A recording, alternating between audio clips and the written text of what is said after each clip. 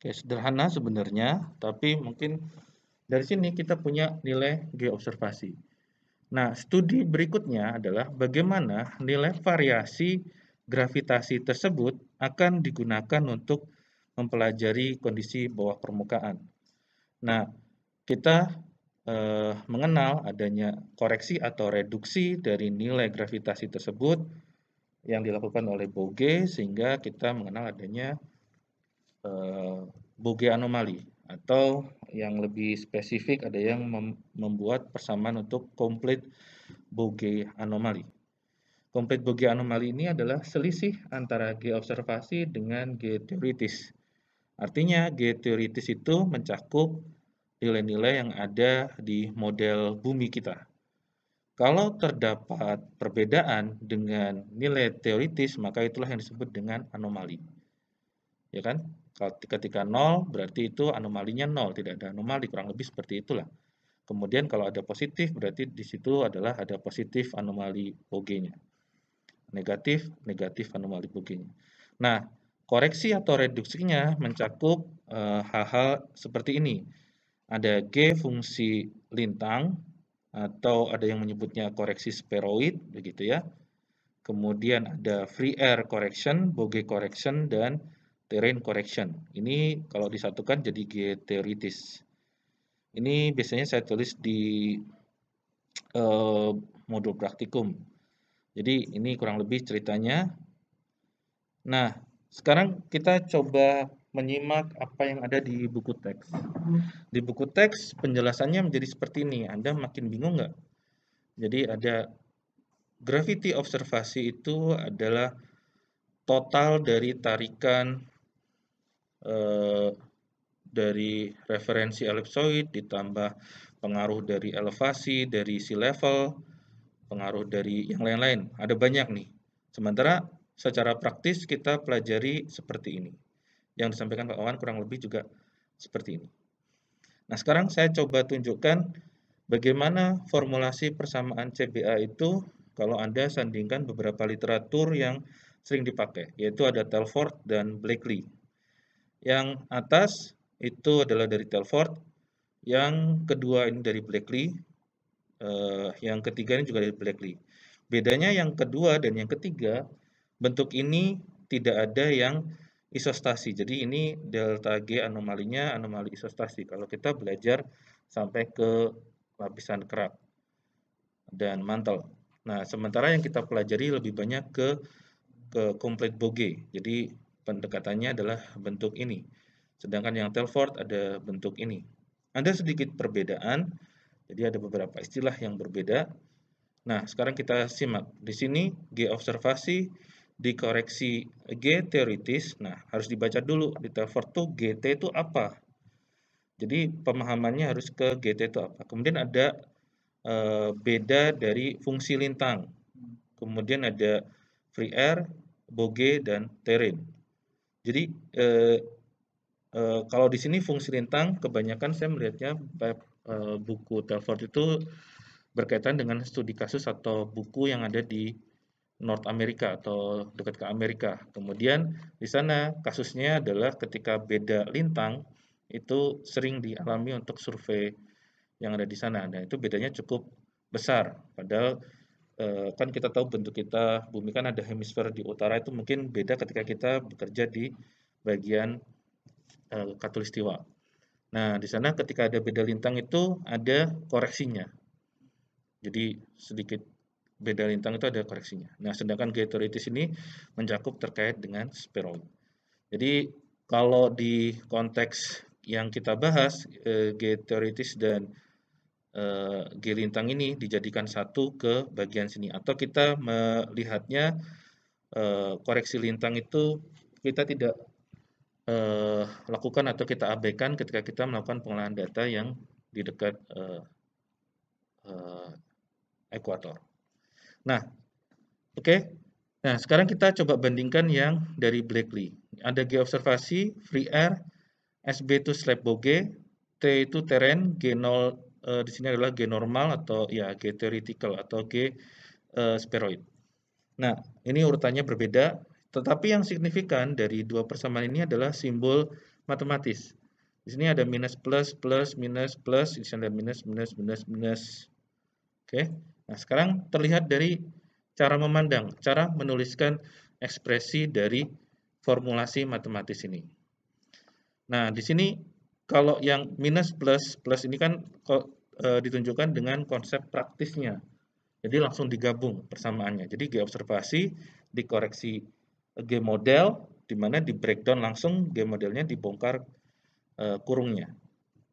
Oke. Nah, sedangkan yang di bagian Blakely, dia menyebutkan bahwa G observasi itu dikoreksi atau direduksi dari pengaruh free air, slab boge, terrain, dan G normal atau G teoritis. Oke, spheroid. Nah, sekarang koreksi itu dia sebutkan sebagai minus. Nah, masalahnya berapakah GFA? Bisa saja harganya minus atau positif. Oke, nah jadi harus dipahami secara lebih mendalam. Kalau kita mau belajar ini, membaca buku ini mungkin lebih ke filosofinya harus dapat. Oke, nah tetapi dalam konteks praktis kita kemarin atau Pak Awan mungkin menyebutkan yang bentuk seperti ini. Saya cenderung tidak menuliskan yang free air itu sebagai free air correction karena di FAC begitu ya. Karena di sini saya langsung ke konstanta saja yang lebih praktis saja. Dan free air correction itu perlu diketahui harganya itu bagaimana. Harganya dia berkurang seiring dengan meningkatnya elevasi. Makin besar, maka pengaruh gravitasinya itu akan semakin kecil. Maka itulah yang perlu dipertimbangkan di free air correction. Oke, jadi kurang lebih ini ceritanya. Mudah-mudahan Anda bisa paham bahwa ini adalah G spheroid, kemudian free air, bogey correction, dan terrain correction. Oke, sampai di sini mungkin ada pertanyaan dulu. Cukup jelas ya.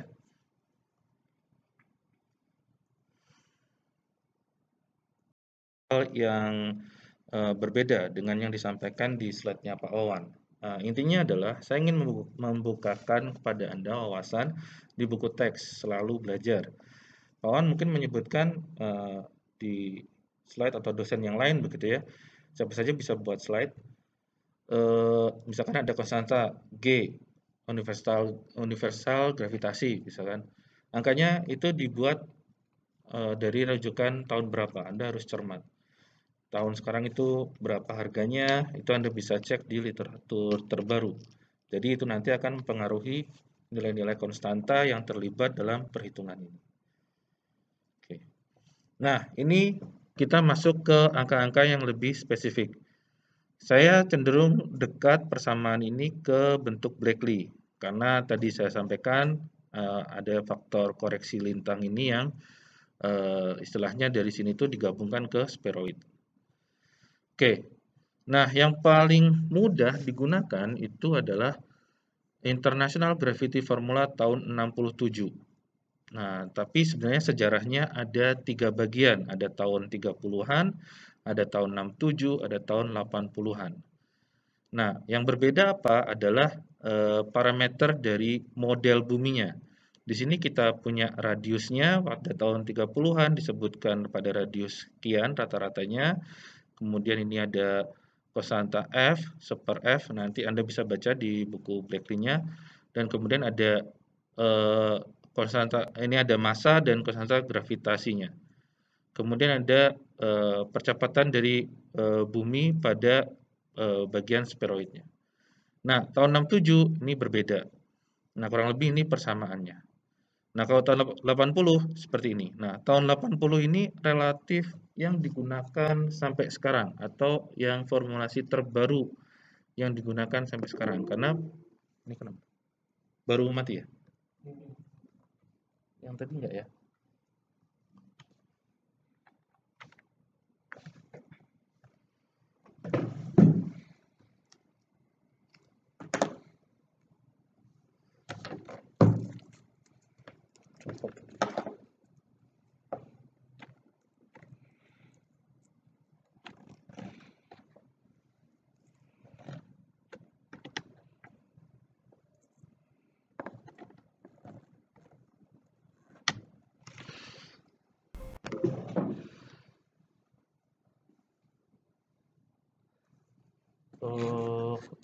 tarik ya.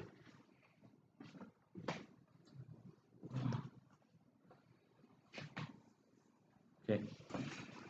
Nah, yang tahun 80 ini adalah yang digunakan tahun sekarang. Tahun 80 itu sangat signifikan. Kalau Anda tahu, 80 itu satelit itu udah mulai maju teknologinya. Jadi, pemahaman tentang bumi itu sudah lebih banyak diketahui. Parameternya digunakan sampai sekarang.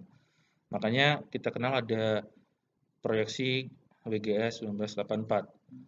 Kan kita belum pernah dengar lagi WGS yang tahunnya lebih tua dari 84, kurang lebih seperti itu. Jadi tahun 80 itu kita perlu pahami. Nah, sekarang ditunjukkan yang tahun 30-an itu persamaannya ada di atas, yang ini. Kemudian yang tahun 67 bentuknya seperti ini, yang tahun 80-an bentuknya seperti ini. Nah, kalau di modul praktikum atau Anda belajar yang seperti ini lebih kepada bentuk yang paling sederhana lah, yang bisa dibuat misalkan Anda ngetik di Excel gitu ya. Sementara yang paling bawah ini perlu dikonsider lebih baik karena ini ada lebih banyak, ada pembagian, ada dalam akar juga. Nah, satuannya sekarang. Yang atas ini satuannya pasti dalam meter per sekon kuadrat, yang berikutnya juga sama. Kan angkanya ini dalam 9,7, 9,7, 9,7 ya. Kalau ini angkanya langsung Anda telan mentah-mentah jadi miligal, maka akan problem. Jadi ini sedikit catatannya. Ketika Anda baca buku teks, bagaimana mengkaitkannya dengan kegiatan praktis, harus dilihat secara hati-hati. Oke, nah variasinya ini sebenarnya ada banyak. Ini kan ada sin kuadrat lambda. Lambda ini adalah fungsi dari lintang atau kalau di sini pi gitu ya.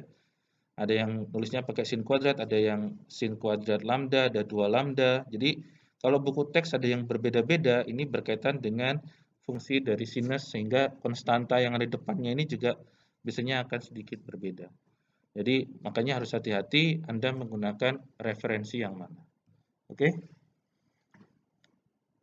Oke, nah kurang lebih ini sedikit ceritanya kalau menggunakan gaya teoritis yang di Telford yang atas, yang di bawah ini yang dari Blakely, yang ini yang mungkin kalau Anda misalkan punya modul praktikum saya.